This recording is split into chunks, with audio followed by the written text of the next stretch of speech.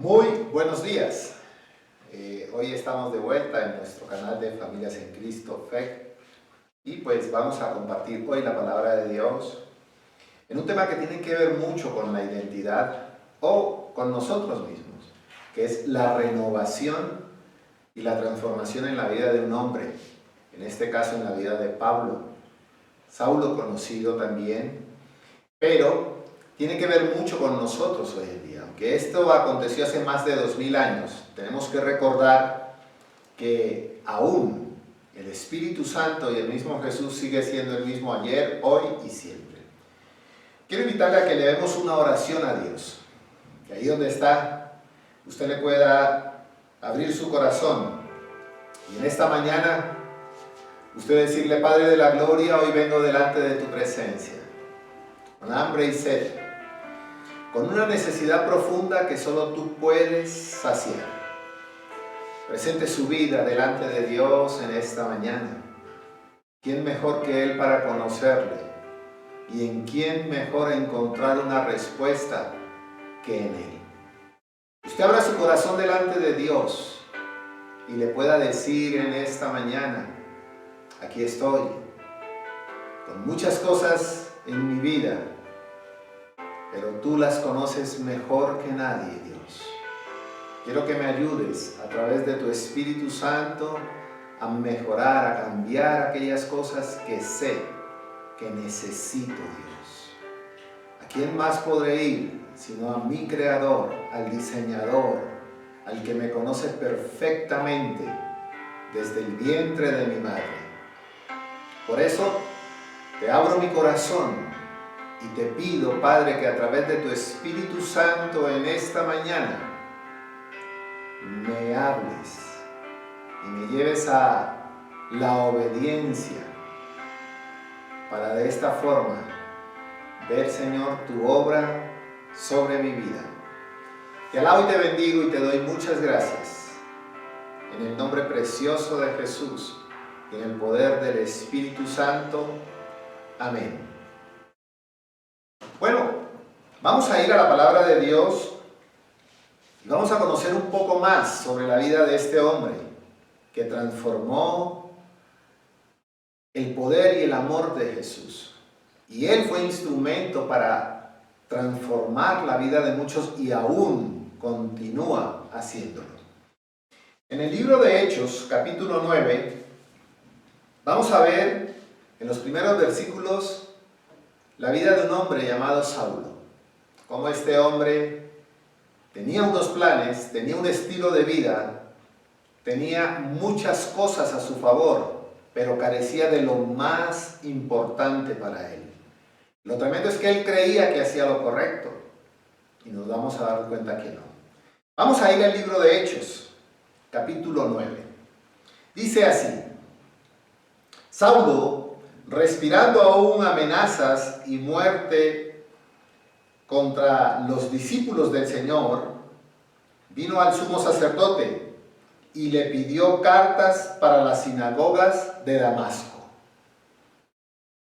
a fin de que si hallase algún hombres o mujeres de este camino, los trajese preso a Jerusalén.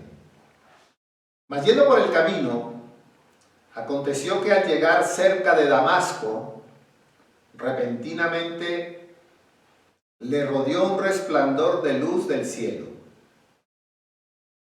Y cayendo en tierra, oyó una voz que le decía: Saulo, Saulo, ¿por qué me persigues? Él dijo: ¿quién eres, Señor? Y le dijo: yo soy Jesús a quien tú persigues. ¿Dura cosa te es dar coces contra el aguijón? Él, temblando y temeroso, dijo: Señor, ¿qué quieres que yo haga? Y el Señor le dijo: levántate y entra en la ciudad y se te dirá lo que debes hacer. En estos versículos vamos a observar cómo un hombre con autoridad, con poder, un hombre como Saulo, preparado e instruido en la parte religiosa de su vida. Recordemos que él fue discípulo de un hombre llamado Gamaliel, un sabio quien les dio un consejo a los sacerdotes y a los fariseos y a los escribas acerca de Jesús. Pero era un hombre prudente. Saulo había sido instruido por Gamaliel, celoso, perteneciente a un grupo de los dos grandes grupos que eran los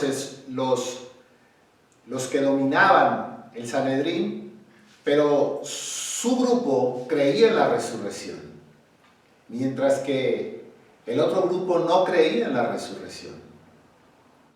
Saulo entonces, celoso de su iglesia, muy conocido y además instrumento de los sacerdotes de aquella época para atacar los que practicaban la fe en el Evangelio, en Jesús, pues qué más que este hombre para ir y dar persecución y fuera de las murallas de Jerusalén. Fuera de Jerusalén iba a Damasco, porque allá también habían creyentes y ya la noticia había llegado a Saulo. Luego, él perseguía, pero lo importante que nos dice la palabra de Dios es que él no perseguía a los cristianos, él seguía a Jesús. Él perseguía a los que practicaban la fe, a los que andaban en el camino, pero la verdadera persecución no era a ellos, era a Jesús. Y vamos a ver, mire cómo empieza. Dice, respirando una amenaza de muerte contra los discípulos del Señor. Él perseguía a los discípulos, pensando que al exterminar a los discípulos iba a menguar el que se hablara del amor del Mesías, del restaurador, del que venía a salvar.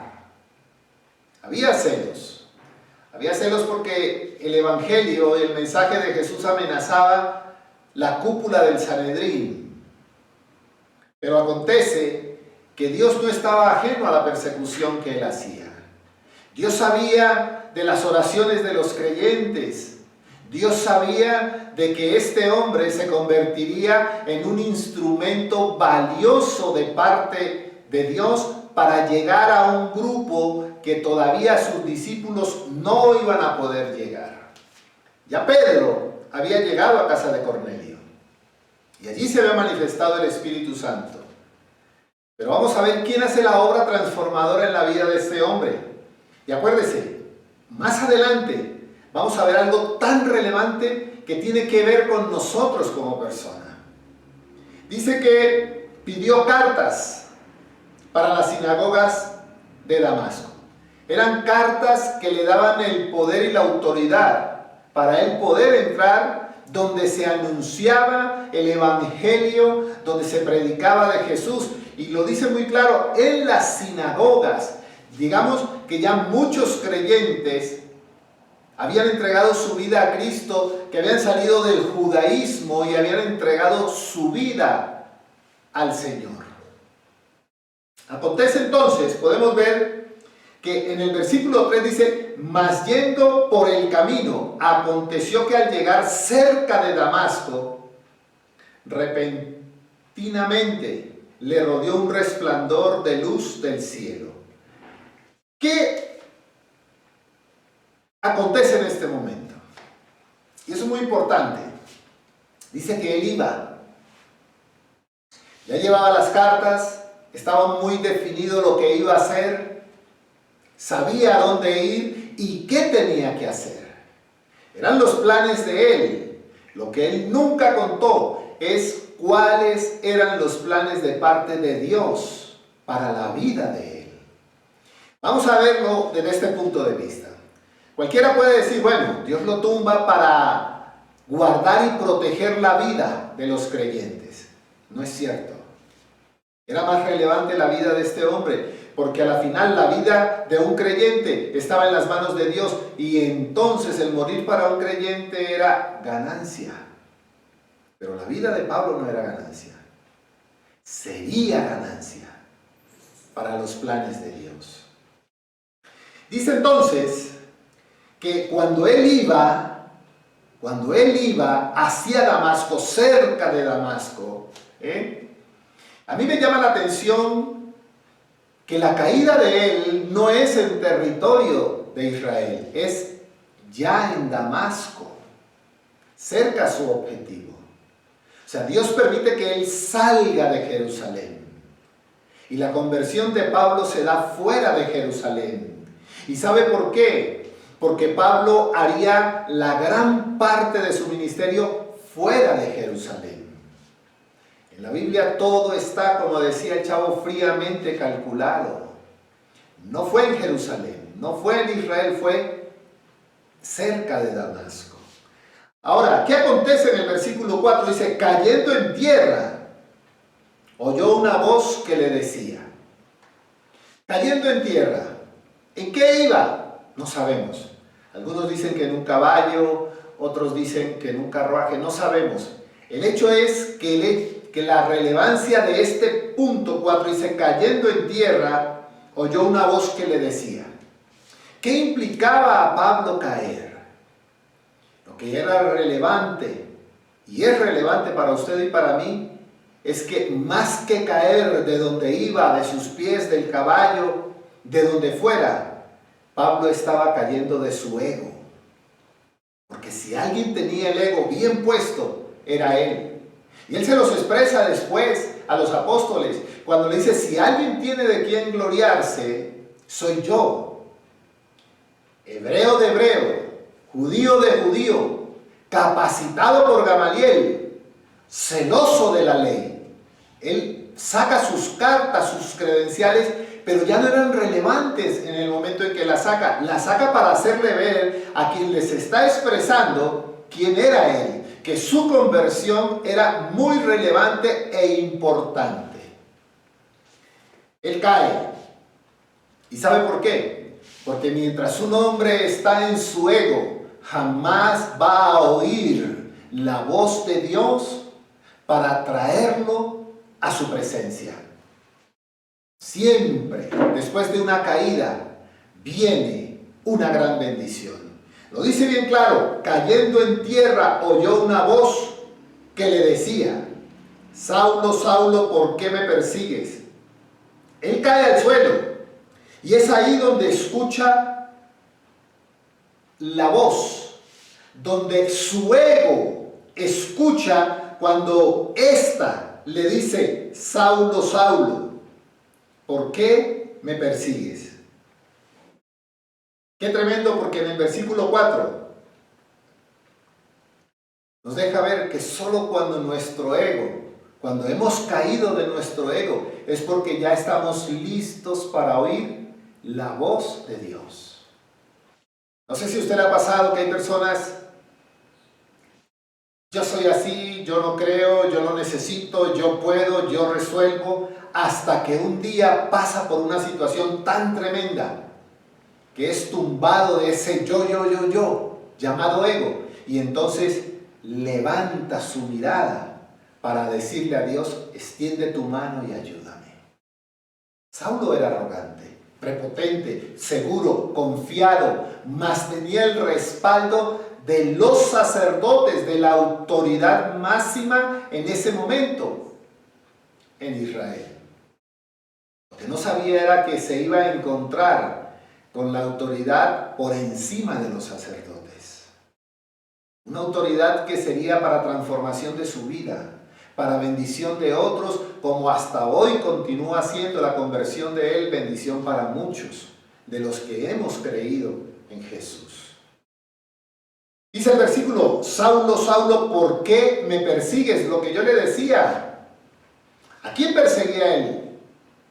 No era tanto a los discípulos. Él seguía a los discípulos, pero su persecución no era contra ellos, sino era directamente contra ese Jesús. Directamente con el que había muerto, con el que había resucitado y ascendido a los cielos y cuyo mensaje se seguía propagando por toda la región. Querían detenerlo, querían detener y parar el camino, como lo decía aquí. Y Dios, conociéndolo, le dice, Saulo, Saulo, ¿por qué?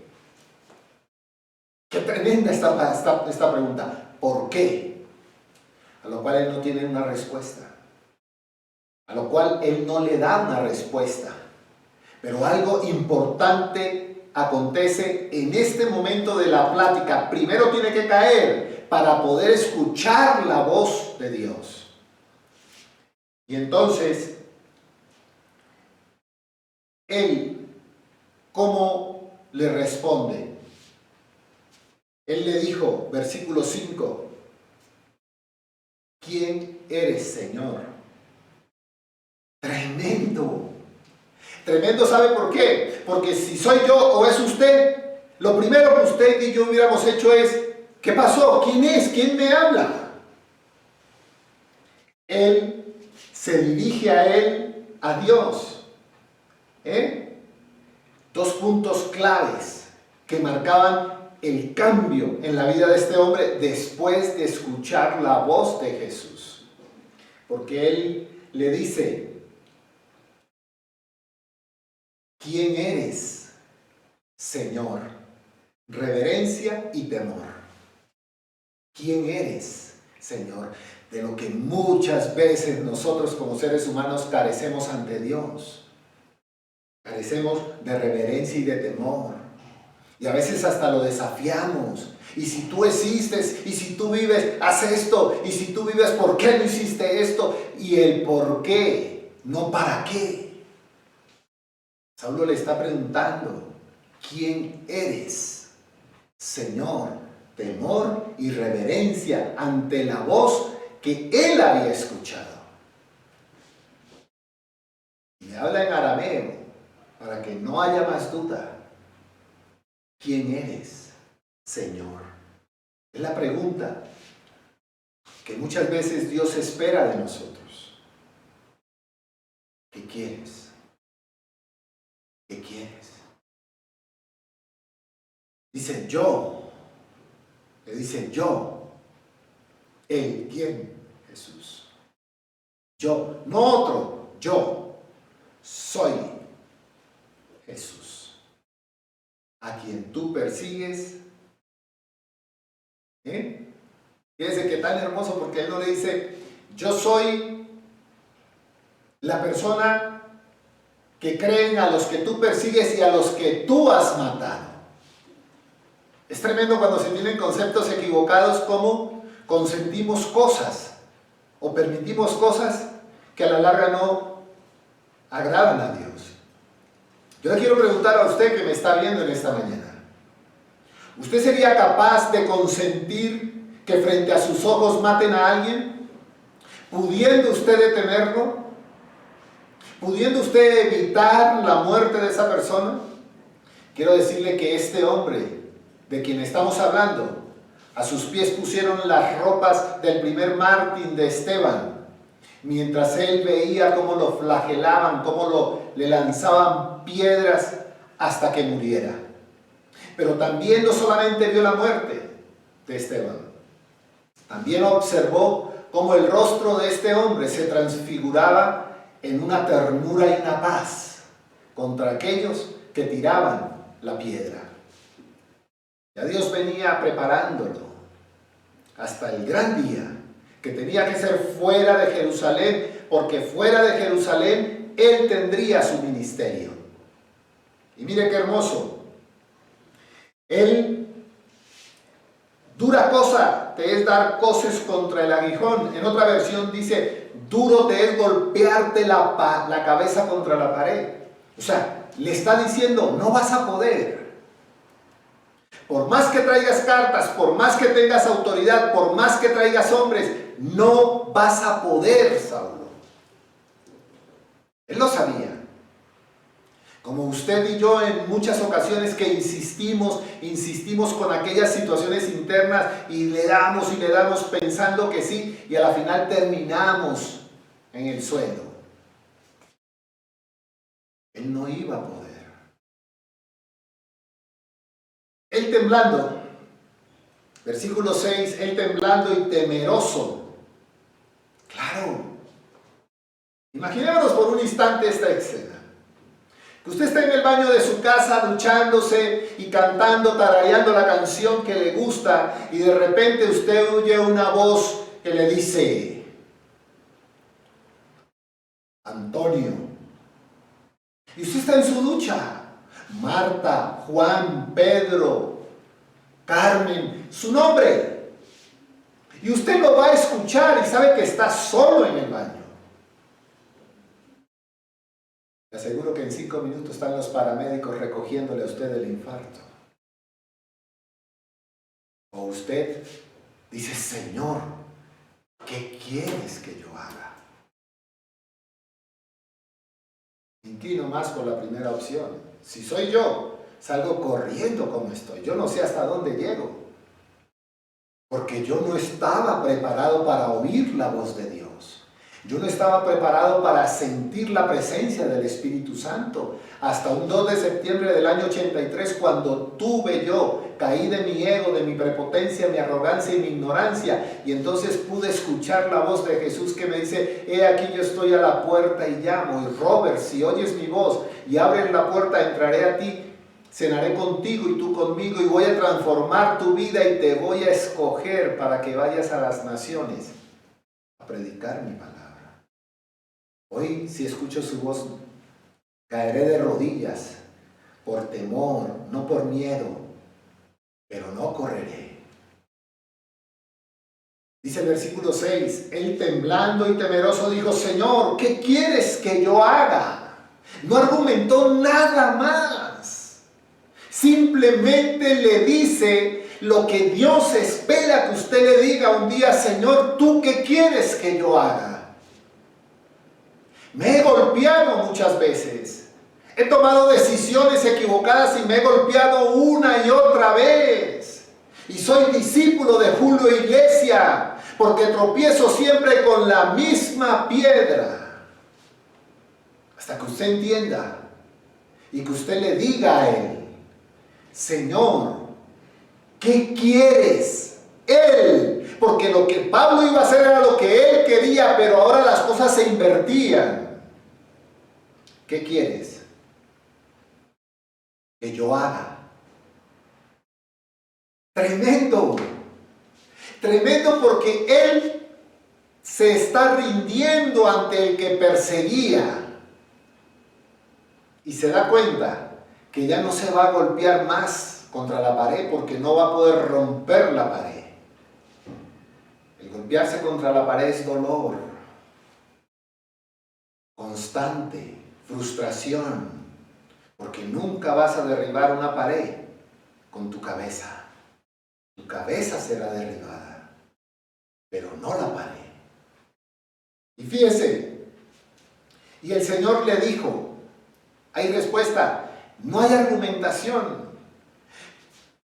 Saulo no le dice: Señor, yo consentí la muerte de Esteban, yo he perseguido a muchos, los he metido en las cárceles, yo he asolado a los que andan en tus caminos. Señor, ¿qué voy a hacer? ¿Cómo vas a ten misericordia de mí? No. Él le dice: Señor, ¿qué quieres que yo haga? Y él le dice: levántate. Tremendo. Levántate y entra en la ciudad. ¿Sabe qué le está diciendo Dios a usted hoy? Levántate. Levántate de esa frustración. Levántate de esa situación que crees que te va a mantener derribado. Levántate del miedo, de la inseguridad. Levántate de la amargura. Levántate de la frustración. Levántate, le está diciendo Dios a usted en esta mañana. A él le dijo: levántate y entra en la ciudad y se te dirá lo que debes hacer. ¡Qué hermoso es Dios! ¡Qué bello es Dios! ¿Sabe por qué? Porque le está puliendo el ego a Saulo. No le dice: yo te voy a decir qué vas a hacer. No, se te dirá, pondrá a otro. Uno pudiera decir: híjole, pero si ya Dios lo llamó, no es más fácil que le diga: oye, vas a hacer esto, vas a ir a Roma, vas a ir a Corintio, Antioquía, vas a ir a Galacia, vas a ir a Filipos, vas a ir a Creta, vas a ir... No, le dice: se te dirá, pone a otra persona. ¿Y sabe por qué? Porque Dios respalda la autoridad. porque Dios no se viola a sí mismo con los principios. Y él sabía que tenía a una persona llamada Ananías, creyente. Y le dice, ve donde Ananías y se te va a decir qué vas a hacer. Él había rendido su vida a Dios, pero él empezaba un proceso, y ese proceso tenía que ver mucho con la presencia del Espíritu Santo, porque recordemos que el Espíritu Santo lo escoge a él y a Bernabé para que vayan a una misión. La renovación en la vida nuestra sin el Espíritu Santo es imposible. La renovación de la vida nuestra sin el Espíritu Santo es como Pablo. Antes de caer, Pablo era religioso, celoso de la religión, dispuesto a matar, violando la misma ley. ¿Sabe qué es lo tremendo? Usted que me está viendo, que muchas veces vivimos como Saulo antes de caer, creyendo que en nuestra humana capacidad podemos ayudar a Dios, creyendo que en nuestra humana capacidad podemos resolver situaciones. Y no es cierto. Mire, hijito de Dios, Saulo es tocado y transformado.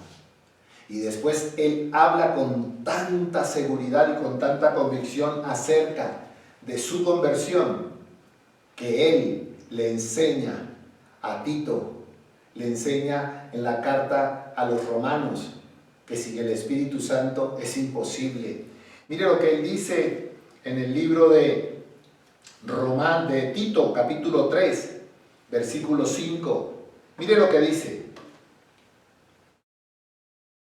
Nos salvó no por obras de justicia que nosotros hubiéramos hecho, sino por su misericordia, por el levantamiento de la regeneración y por la renovación en el Espíritu Santo.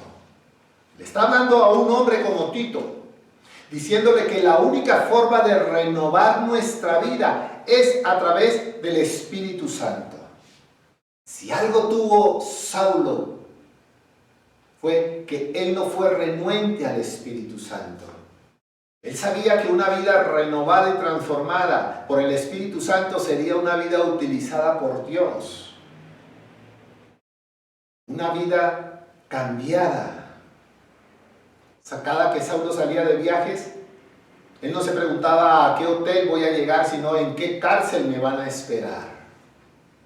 Él sabía que las adversidades eran llevaderas porque el Espíritu Santo estaba con él. Mire lo que nos dice entonces en el libro de Romanos capítulo 8. Nos dice lo siguiente. Por lo cual estoy seguro de que ni la muerte ni la vida, ni ángeles, ni principados, ni potestades podrán separarnos del amor de Dios que es en Cristo Jesús. Convicción. Por eso cuando una persona es tocada por el Espíritu Santo, jamás se levanta siendo la misma persona. Jamás. Porque el toque del Espíritu Santo transforma la vida del creyente. El toque del Espíritu Santo lleva a un creyente convencido a que ya no vive él, mas Cristo vive en él. Y es por eso que esto marca la diferencia. En muchos lugares donde dice el Espíritu Santo me tocó y cayó, pero su vida sigue siendo la misma, sigue siendo antitestimonio, es testimonio en la iglesia, pero no en su casa. La vida de un hombre tocado por Dios jamás es la misma. La vida guiada de un hombre por el Espíritu Santo jamás es la misma. El Espíritu Santo da testimonio a nuestro espíritu. Lo dice la palabra de Dios. Mire lo que nos dice. El mismo Pablo le escribe en Romanos capítulo 12, versículo 2. No os conforméis a este siglo, sino transformaos por medio de la renovación de vuestro entendimiento para que comprobéis cuál sea la buena voluntad de Dios, agradable y perfecta. La palabra de renovación, nuestro entendimiento es mirar y ver las cosas como Él quiere que la veamos, pero desde la perspectiva del Espíritu Santo, no de nosotros. Nosotros podemos ver muy corto. Yo les decía en una predicación pasada, la miopía es la dificultad que tiene el individuo para definir un objeto de lejos. Y muchos miopes espirituales, como no ven de lejos, se conforman con donde están y como están, no viendo que Él tiene mucho más allá de donde estamos. Queridos hijos de Dios, lo único que me resta en esta mañana es que usted pueda comprender, decirle cómo usted pueda comprender cómo usted hace para renovar su mente. Habrán muchos pasos, habrán muchos consejos que les pueden dar. Primero, entendiendo usted quién es. Si usted no entiende quién es, si usted no tiene convicción de quién es usted va a vacilar en muchas cosas. Si usted entiende quién es, que usted es hijo de Dios, usted vive como hijo de Dios. Usted va a pensar como hijo de Dios. Y usted va a actuar como hijo de Dios. Podemos nosotros ir al libro de Gálatas. Gálatas capítulo 4. Y mire lo que nos dice Gálatas en el capítulo 4. Nos dice lo siguiente. A ver, ya aquí está. Gálatas capítulo 4. Nos dice: por cuanto sois hijos, Dios envió a vuestros corazones el espíritu de su Hijo, el cual clama: Abba, Padre. Así que ya no eres esclavo, sino hijo, y si hijo, también heredero en Dios por medio de Cristo. Usted es un heredero, usted es hijo de Dios. La pregunta es, ¿usted cree que es hijo de Dios? ¿Vive como hijo de Dios o aún vive en derrotas en muchas áreas de su vida? Queriendo usted, como Pablo, agradar a Dios, queriendo hacer las cosas como usted piensa. Y esto al final trae frustración, porque no hay frustración más grande para un creyente que ver que su vida es un fracaso y no es testimonio, sabiendo que tiene un Dios poderoso, grande y misericordioso. ¿Y sabe por qué? Porque usted no le ha dado la oportunidad al Espíritu Santo. Usted lo puede nombrar: ay, Espíritu Santo, guárdame, muéstrame, sánalo. Pero de ahí a que usted entienda que separado de Dios nada puede hacer, hay mucho trecho. Cuando Él nos habla en este pasaje, en Juan, de que separados de Dios nada podemos hacer, lo que quiere decir es que usted debe vivir una intimidad con el Espíritu Santo, aprendiendo a conocerlo, aprendiendo a confiar en Él, aprendiendo. Esto no se da de la noche a la mañana, es un proceso. En la medida que usted más se mete con el Espíritu Santo, en la medida que usted más busca el rostro de Dios, más intimidad y más dependencia usted va a formar de Él. El Espíritu Santo no es para un show mediático de llegar y tocar y que la gente caiga y que vino el paralítico y que lo tocan y que sale caminando. ¿Para qué va a salir caminando si va a hacer lo mismo que hacen muchos que caminan? El toque del Espíritu Santo es para darle un cambio a nuestra vida. Porque separados de Dios nada podemos hacer. Separados de Él es muy difícil. Separados de Él, usted busca en su humana capacidad resolver las cosas. Separados de Él, nada podemos hacer. Quiero invitarle a que vemos, que ahí donde está, en esta ya tarde, vemos una oración a Dios y usted le pueda decir: Padre precioso y hermoso, aquí estoy. La vida de este hombre es el ejemplo para mi conversión genuina, Señor. Para rendir mi vida ante ti, Santo Espíritu. Porque de lo contrario, estaré echando en odre viejo vino nuevo.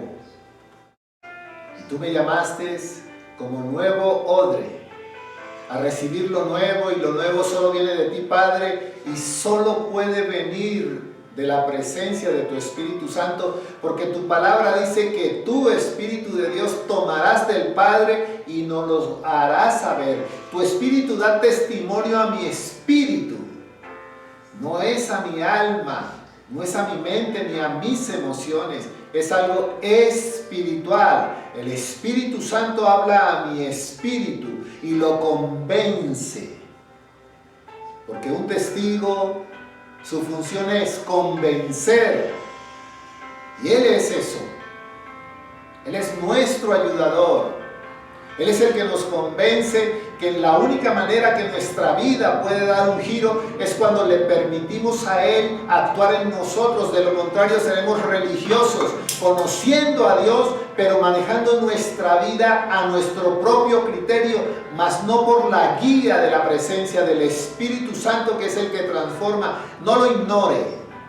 Dele participación en su vida y usted va a ver entonces que el amor, el gozo, la paz, el fruto va a vivir, va a estar, va a andar con usted independientemente de las adversidades de la vida.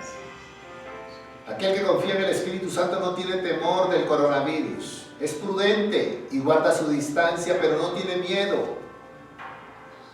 Aquel que confía en el Espíritu Santo sabe que ya su ego ha caído y que ya aprende a responder donde antes reaccionaba lastimando a otros y a ellos mismos.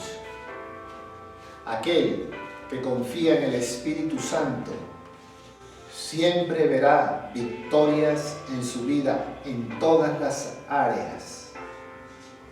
Abra su corazón y dígale en esta tarde: Espíritu de Dios, me da miedo darte participación porque tengo un concepto equivocado acerca de ti. Pero hoy me queda claro que el único que puede convencerme, hablarme, instruirme, tomar del Padre eres tú. No quiero ignorarte. Yo quiero darte una participación activa en mi vida, porque ya no quiero ser religioso. La vida espiritual sin el Espíritu Santo es religiosidad. Cuando usted teme, cuando usted habla, cuando usted le cree al Espíritu Santo y camina con Él, usted no tiene temor. Usted respeta los principios y escucha más la voz de Dios que la voz del hombre. Honra más a Dios que a los hombres. Pablo honraba a los sacerdotes. Ellos estaban complacidos con él porque él haría el trabajo sucio. Pero Dios lo tenía para cosas más grandes que ser usado. Dios lo tenía para que fuera instrumento de Dios. Por eso te alabo y te bendigo y te doy muchas gracias, Padre, porque sin tu Espíritu Santo no hay nada relevante en nuestra vida. Teniéndolo todo, no disfrutamos de nada. Por eso te alabo y te bendigo en esta tarde. Muchas gracias por tu presencia y tu palabra. Te alabamos y te bendecimos, Padre, en el nombre precioso de Jesús y en el poder del Espíritu Santo. Amén. Bueno, amigos, así llegamos al final de esta predicación.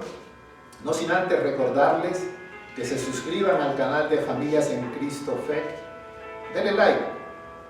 Y cada que subamos la predicación, el anuncio le llegará.